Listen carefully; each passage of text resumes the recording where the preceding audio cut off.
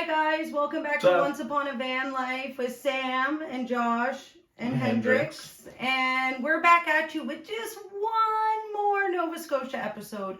We got done the second Nova Scotia episode and we still had all of Cape Breton Island to show you, which is honestly top 3 things to visit in Nova Scotia, contrary to all the other things we've shown you already. So we had to give it its own video. It's too awesome. It's too awesome. Amazing. So yeah, we had to definitely split it up, give it its own episode, and we also have a story from the road as well too. So. And if you're wondering where we are today, we're on a little vacation at an Airbnb. So a little different scenery, but hey, gotta mix it up. So stay tuned. All right, so after we went to Lunenburg and Mahone Bay, we just passed. We did a little bit of Halifax. We're not big city people. We kind of skipped it, right? We figure there's always time to come back, or we're more about kind of doing camping stuff right now. Very cool what we saw, but we kept going and dipped into Costco then kept moving. That's right, and we kept halfway between, because like I said, we were going back and forth on the other side. From one side to the other side, we kept staying in this Port Hawkesbury at Walmart, which was perfectly right in the middle. We stayed there 4 times. Yeah, it worked perfect. But anyway, so we went to Port Hawkesbury, we woke up, and then we drove the infamous Cabot Trail, which was like, holy cow! Like, wow. We took a bunch of pictures and some videos, and like, I can't even describe it. Like the words I say, you just have to see it with your eyes. Like it's insanity. Like, so we drove the first morning when we were doing the Cabot Trail there, because we had to do it in a couple days. We went to this little place called Christie's Lookout Point. We had breakfast. Out there they call them look-offs. Yeah, they call them look-offs. Not lookouts. Which was funny. And there's like a trail there, and we walked Hendrix down it. And then there was like a thing that said like stairs down, so we just went down, and it was like a lot of stairs. This guy was awesome, because like literally, I'm not even kidding, the stairs is like this, my legs were burning, and a giant dog, and like this is how wide the stairs are. I'm not even kidding you. Right, luckily I'm a little bit skinnier now than I was back a couple years ago.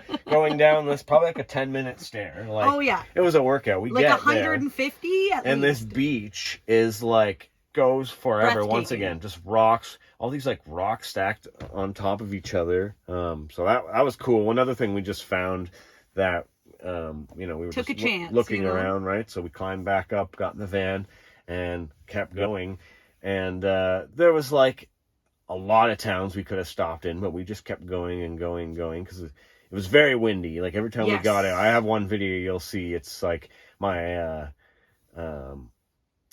my hat almost blew away. It's not in the video, but Sam saved my one hat. But you'll see in the video like how windy it is, but just amazing. Like cliffs up on cliffs, ocean view, waves mountains, lapping the shore. Yeah, and there's people that like we were saying, like there's people that like live here that like you just wake up in the morning and you're having your coffee and like this is the view you have. Like your very life remote though. Like there was like one co-op food store every 50 kilometers. Like very remote. You'd have to have a pretty like mundane style of life. Yeah.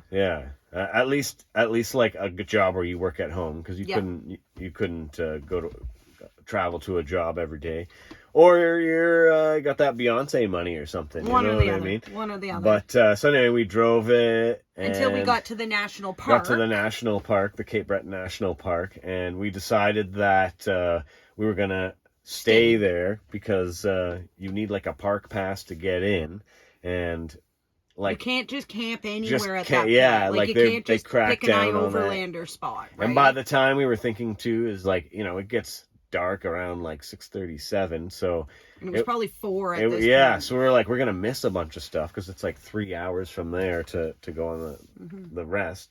So we camped there and stayed at Chetty Camp. That was really good. The very first campground in the national park, and we actually bought our national park passes this time because we should have bought them back at Ferillion and Gaspé, because it's not a lot, but it's like about $10 an adult per day. So if you're camping for multiple days, you're like $140 annual pass is paid for pretty quickly, and that's for a whole family for $140. And later on, when we go to like Jasper and all that stuff too, it'll we work can use out. it there. Yeah, for sure. But really awesome campsite. We got for like $30, $29. We got hydro, water, a fire pit, and we were surrounded by mountains with like the bathrooms and hot showers across the road. It was fantastic. Yeah. So we stayed there, woke up, did this trail that was like crazy.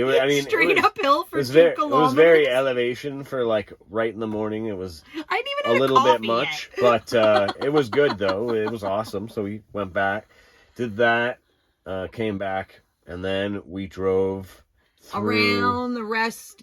Around the rest, trail. And holy cow! Like you're like on the edge of like cliffs where like it's basically like, you know, if you're not paying attention. I think there was like one part where it was so skinny, and I was like looking over, and then I look like, oh man, there's like the edge of the rock walls. Like I was like, oh sorry babe, like I'm just you're hundreds and hundreds of feet up.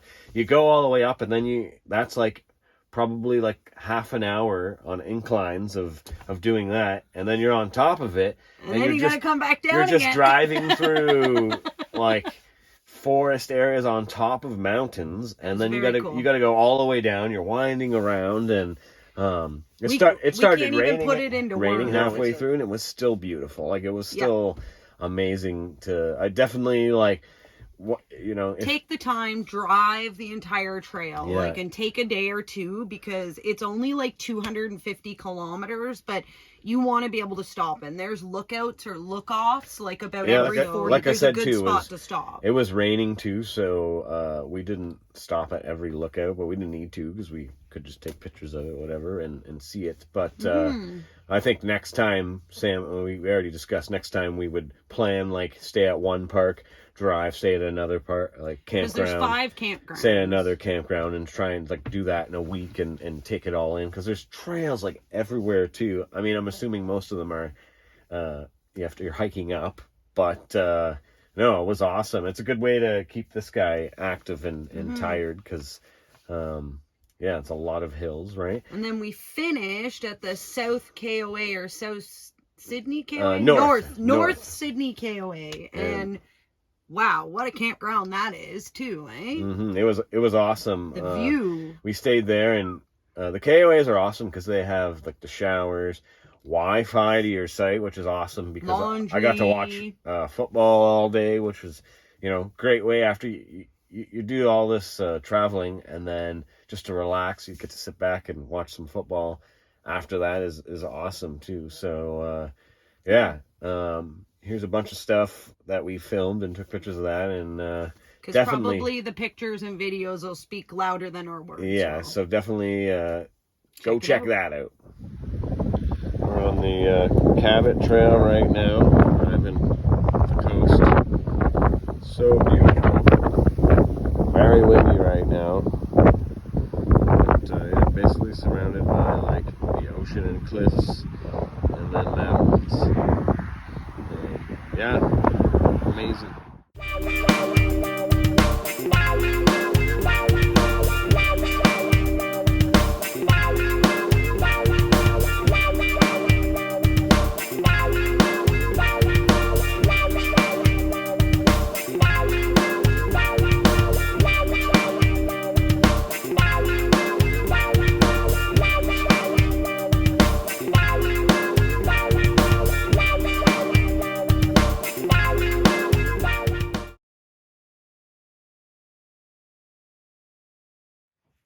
All right, everybody, we got another story from the road, and this one's about some wildlife that we saw, a couple encounters.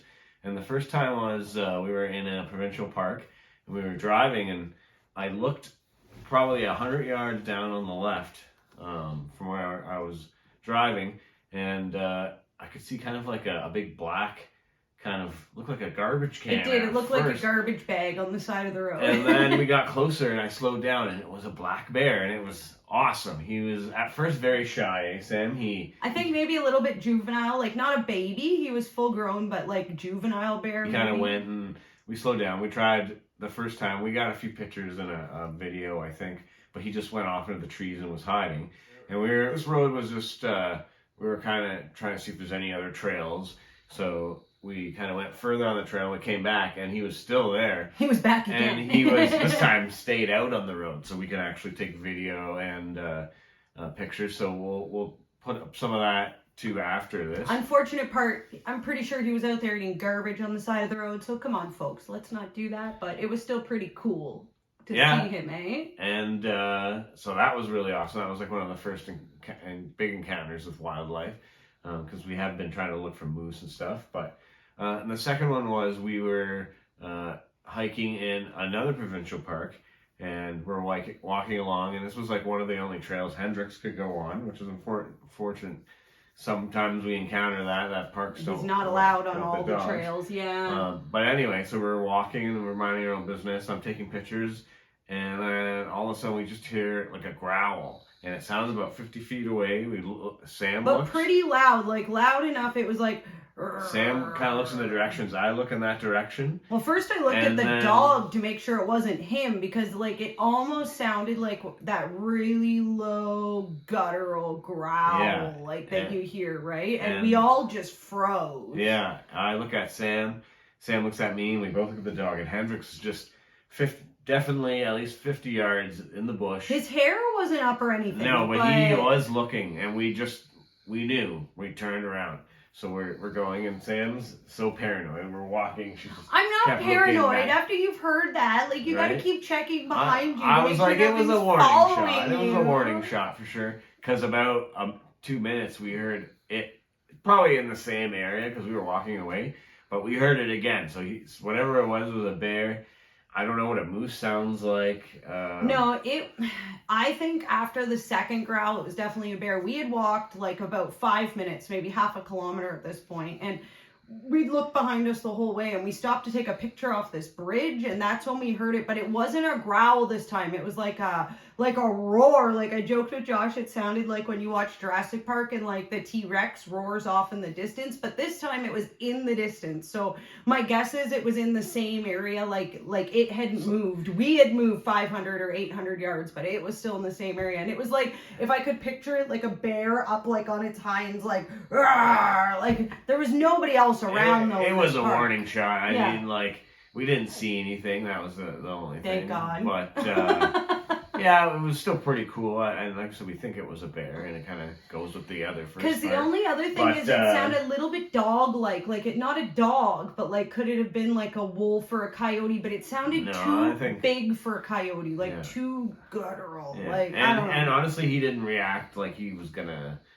try and lunge towards it. No, so if anything, he was scared too. It was good. It was just we went the other way, and we avoided whatever was there. It's a bit of a shorter hike that day, but hey, it is what it is. Anyway, that's been another story from the road.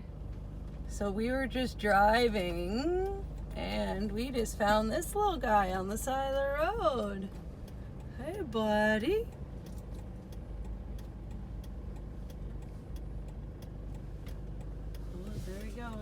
Well, everyone, thanks for watching once again. If you liked what you saw today, like, subscribe, click that little bell so you know when we put a new video out. And until next time, see you later. See you later, guys. Thanks for watching.